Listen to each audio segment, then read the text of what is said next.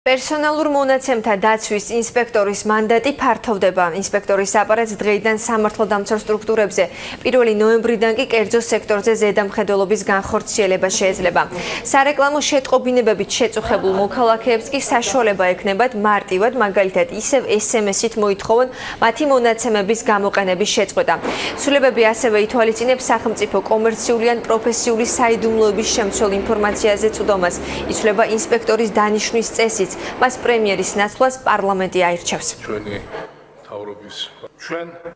კერძო სექტორის მიმართ კანონის მოქმედების სრულად გავრცელება, ისევე როგორც პოლიციის სექტორზე დანაშაულის გამოძიების და ოპერატიულ სამზაბო მიზნებისთვის მონაცემთა დამუშავებაზე ინსპექტორის უფლებამოსილების გავრცელება. ეს იყო საკმაოდ მნიშვნელოვანი ცვლილებები, რომელიც ხორციელდება პრაქტიკულად და რაც უფრო მეტად გვაახლოვებს ევროპულ სტანდარტს, იმიტომ რომ პერსონალური მონაცემების დაცვა უნდა ხდებოდეს აბსოლუტურად ყველა სექტორში.